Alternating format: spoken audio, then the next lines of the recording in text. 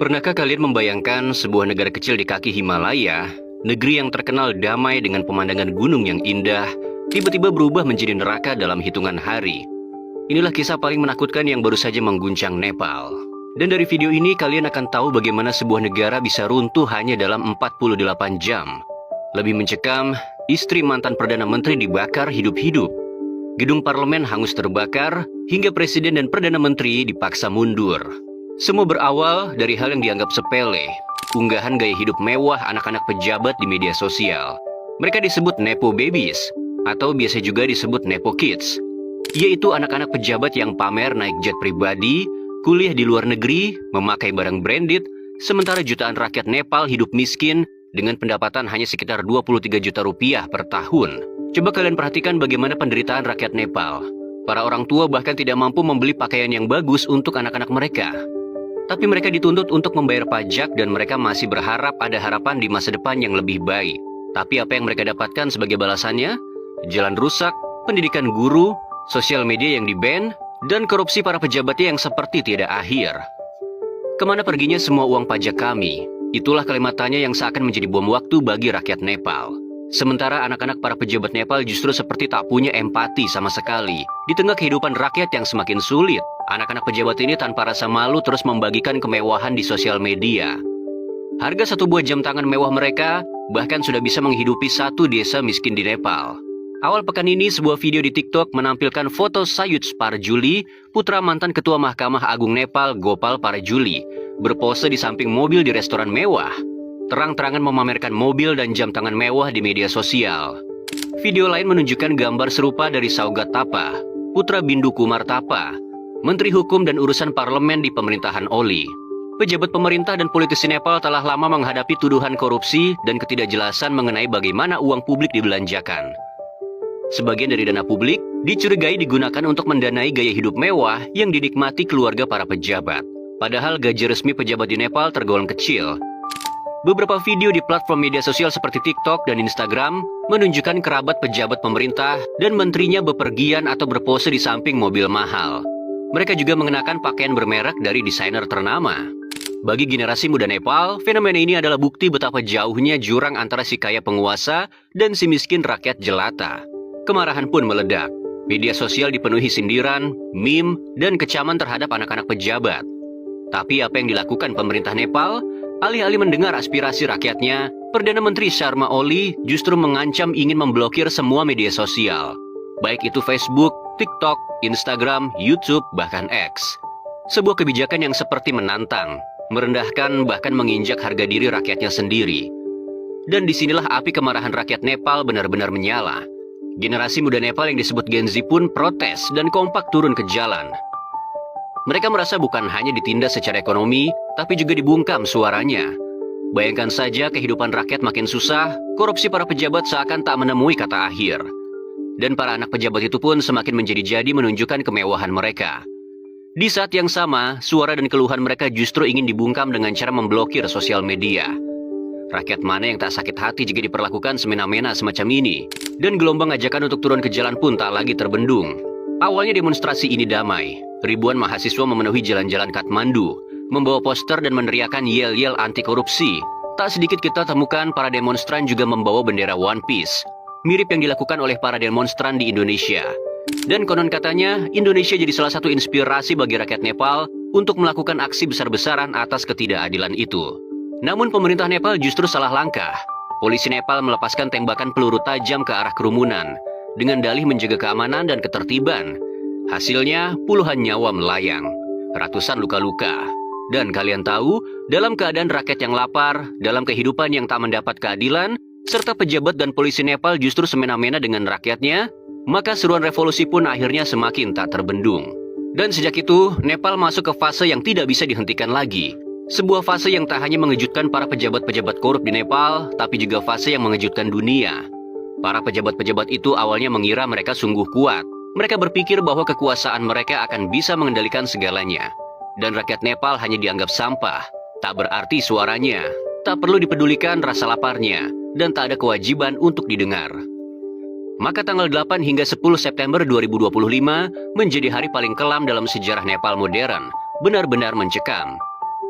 9 September, rumah mantan Perdana Menteri Jalanat Kanal dikepung massa.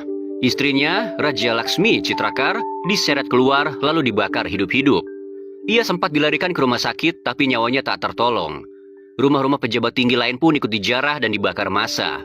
Nepal benar-benar chaos. Gerakan revolusi itu benar-benar berada di tangan rakyat. Maka bandara Kathmandu ditutup total. Menteri-menteri dievakuasi dengan helikopter militer. Dan 10 September, gedung parlemen Nepal akhirnya tak lagi mampu bertahan. Gedung sebesar dan semegah itu akhirnya dikuasai oleh rakyat Nepal. Ribuan massa menyerbu, melempar bom molotov, dan memaksa polisi mundur. Gedung sebesar itu mereka bakar. Api yang berkobar itu dianggap sebagai simbol kemenangan rakyat atas ketidakadilan. Seperti tak cukup sampai di situ, bahkan beberapa pejabat tinggi dilucuti, ditelanjangi, dipukuli, hingga ada yang diarak ke sungai kemudian dilempari. Situasi benar-benar di luar kendali. Di tengah kobaran api dan kemarahan rakyat Nepal, Perdana Menteri Sharma Oli akhirnya menyerah. Ia mengirim surat pengunduran diri kepada Presiden Ramchandra Paudel. Tapi masalahnya, rakyat Nepal tidak puas hanya dengan pengunduran diri Sharma Oli. Massa tetap membakar gedung parlemen, kantor partai, bahkan kantor polisi. Tak lama berselang, tekanan makin besar. Situasi negara itu sama sekali tak lagi bisa dikendalikan oleh siapapun. Rakyat benar-benar telah memegang kendali. Hingga akhirnya dalam keadaan terdesak, Presiden Paudel pun ikut mundur. Dan Nepal menjadi negara tanpa pemimpin hanya dalam waktu 48 jam. Kemudian muncul pertanyaan dalam benak kita. Mengapa Nepal bisa sebegitu brutalnya? Kalau kita melihat lebih dalam, tragedi Nepal ini bukan hanya soal pemblokiran media sosial. Sebenarnya pemblokiran dan pembungkaman itu hanyalah pemantik. Akar masalahnya jauh lebih dalam. Apa yang terjadi hari ini adalah akumulasi dari kemarahan dan rasa sakit hati dari rakyat Nepal atas perlakuan semena-mena para pejabatnya. Bagaimana tidak, Nepal itu seperti telah digerogoti oleh penyakit kronis, yakni korupsi yang sistematik, nepotisme yang terang-terangan, jurang si kaya dan si miskin yang kian melebar, dan pengangguran pemuda yang mencapai 32%. Coba kalian bayangkan 1 dari 3 anak muda di Nepal, mereka tidak bekerja dan bahkan juga tidak sekolah. Sementara itu anak pejabat justru asyik berfoya-foya dengan uang rakyatnya. Tanpa rasa malu, tanpa rasa empati, bahkan tanpa rasa takut sama sekali, mempertontonkan kemewahan itu ke seluruh negeri yang sedang lapar. Rasa sakit dan rasa frustasi rakyat Nepal telah menjadi bom waktu. Dan ketika bom waktu itu meledak, hasilnya adalah kerusuhan paling berdarah dalam 1 dekade terakhir. Akibat kerusuhan ini, dan sejak tulisan ini dibuat, tercatat 22 orang tewas dalam bentrokan, dan ratusan luka-luka. Untuk kerugian material sudah tidak bisa dihitung lagi. Selain berhasil menumbangkan Presiden Ramchandra Paudel dan Perdana Menteri Sharma Oli, sementara itu dalam rekaman nampak rakyat Nepal melucuti polisi yang kini menjadi tahanan rakyat. Menurut laporan lain, sebagian polisi dan tentara juga banyak yang memilih untuk membelot dan bergabung dalam gerakan demonstrasi tersebut. Bahkan dari beberapa video, kita dipertontonkan bagaimana rakyat menggunakan alat berat seperti ekskavator sebagai alat perang mereka. Dalam berita terbaru, kemarahan rakyat Nepal yang semakin tak terkendali, massa dilaporkan mulai melakukan penjarahan hingga membakar kantor kepolisian, bahkan sejumlah senjata laras panjang dilaporkan diambil dari markas polisi. Situasi ini menimbulkan kekhawatiran eskalasi konflik yang akan semakin meluas. Eskalasi kerusuhan itu semakin tak terkendali. Selain melampiaskan kemarahan dan kekesalannya dengan membakar dan merusak gedung-gedung pemerintahan, serta beberapa pejabat juga terluka akibat kekerasan pendemo yang kesal dengan politik korupsi. Toko dan kios di beberapa wilayah juga menjadi objek penjarahan. India dan beberapa negara tetangga pun dengan cepat mengevakuasi warganya dari Nepal. Ekonomi Nepal benar-benar lumpuh, penerbangan internasional dibatalkan, seolah-olah berhenti beroperasi, dan bisnis pun lumpuh total. Bahkan beberapa analis menyebut bahwa Nepal sedang menuju kekosongan kekuasaan yang bisa diisi oleh militer. Jika itu terjadi, Nepal bisa masuk ke babak baru, yakni pemerintahan darurat militer. Kemudian pertanyaan besar muncul, apakah ini bentuk perjuangan Gen Z Nepal untuk perubahan, atau justru aksi brutal yang membuat negara mereka semakin lemah di mata dunia? Apakah demo ini murni suara rakyat yang marah, atau ada kekuatan asing yang ikut meniup bara? Karena faktanya, pola kerusuhan di Nepal mirip dengan demo di Bangladesh beberapa waktu lalu. Bahkan ada yang menyebut mirip dengan revolusi di negara-negara lain. Nepal yang dulu dikenal dengan kedamaian Himalaya, kini dikenal dengan api yang melahap parlemen.